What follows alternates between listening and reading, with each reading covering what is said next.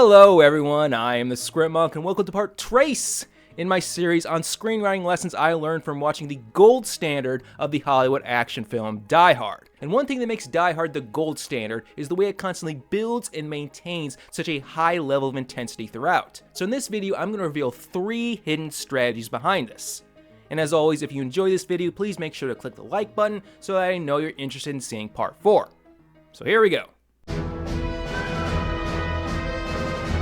This is actually a fairly common plot development strategy that you'll find in a lot of movies, but Die Hard uses it so often and so well it practically becomes its bodily function. I like to call it the push-pull. Think of an old-timey railroad handcar. It's basically a platform where 2 people stand on either side, taking turns pushing and pulling on a lever to make the car move. The harder they push, the faster the car goes. Now, imagine your hero and your antagonist on that handcar, only instead of pushing on a lever, they're taking turns pushing at each other. In the first video in this series, I talked about how, like the hero, the antagonist should have their own spine with their own goal and path of actions. And dramatic conflict arises when these 2 spines interfere with one another in such a way to make it impossible for both characters to get what they want. And when spines are dramatically opposed like this, every move one character makes to get to their goal becomes a threat to the other character's goal. Everything John McClane does to save the hostages threatens Hans's chances of completing his big heist. Conversely, everything Hans does to carry out his master plan threatens John's chances of getting everyone out of the building alive.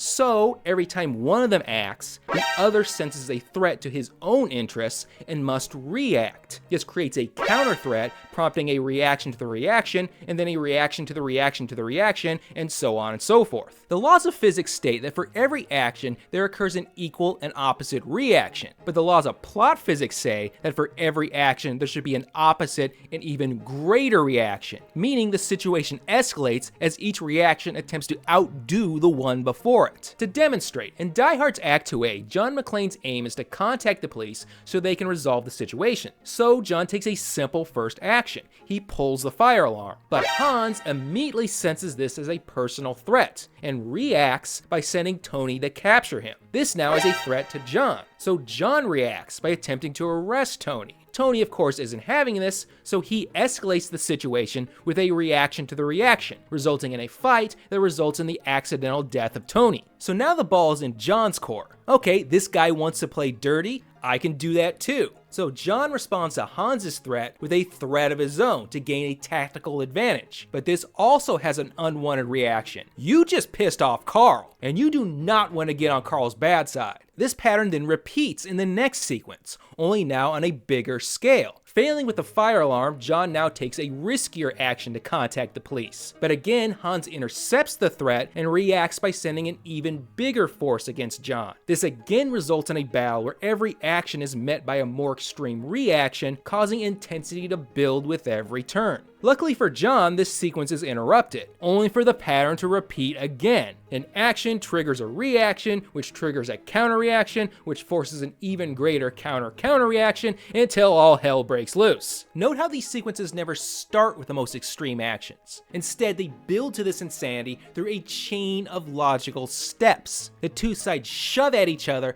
until things are pushed to the edge. This is how Die Hard develops over its first half, but then at the midpoint, a new element is introduced that takes the conflict to a whole other level. Throughout Act 2A, John's been trying to get the attention of the law. He believes that once the police arrive, all his problems will be solved. And at the midpoint, he succeeds. Hooray! But, as I've said before on this channel, a story's midpoint always reveals that, surprise, surprise, the protagonist has only made the situation worse. It turns out the authorities are not John's friend.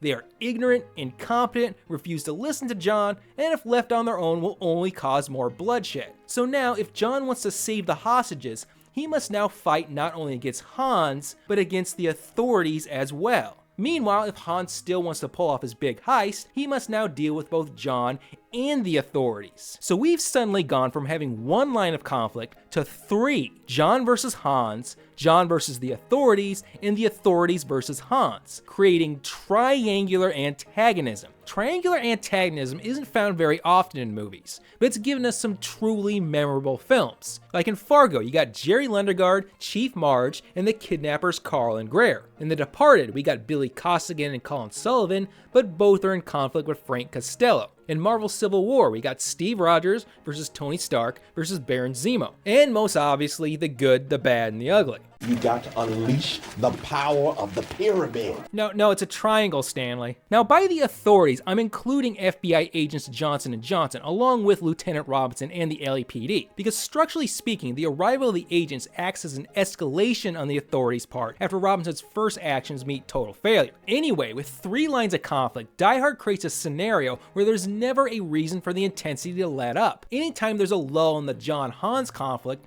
John can butt heads with the authorities. And if John needs a moment to lick his wounds, we can shift to Hans versus the authorities. It's like tag team wrestling. No one ever gets tired because you can always tag in a fresh man. Furthermore, some of the most intense moments of Die Hard's second half come when all three parties conflict at once. Take the rooftop sequence, one of the greatest action set pieces of all time. With John trying to evacuate the hostages, Hans prepping to blow the roof, and the feds getting in the way with their double cross, we have a three-way push-pull, where the actions and reactions come so fast and furious that things get super crazy super quick. I mean, this moment right here is insane, but it's made completely logical by the chain of reactions that preceded it. However, the arrival of the authorities created a unique problem for Die Hard's writers, namely a problem of geography. John is trapped inside the building. The authorities are stuck outside the building. So how can we have direct conflict between two parties that can't physically interact? Heck, since Robinson prefers to ignore John, he can just turn off the radio and there'd be no interaction at all. Well, Die Hard has a solution for this as well.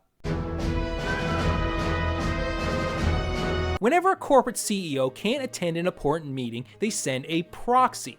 A proxy is someone authorized to represent the CEO and act in their place.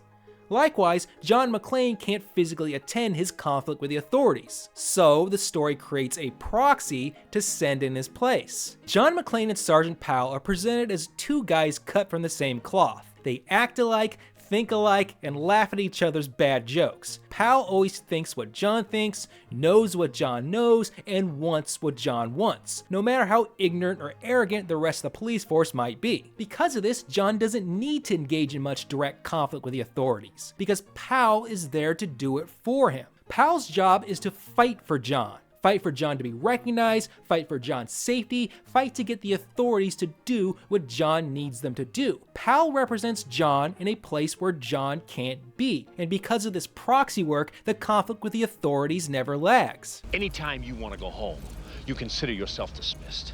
No, sir. You couldn't drag me away.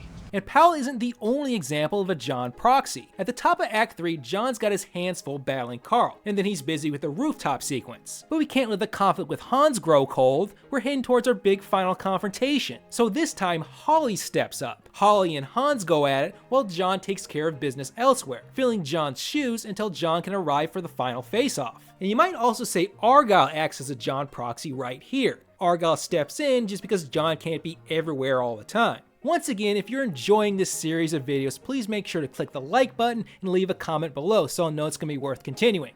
This one was a little short, but next time I plan on using Die Hard to illustrate the three most valuable items in the storyteller's toolkit: mystery, surprise, and suspense. So until next time, I'm the Script Monk. Scooby-Dooby-Doo.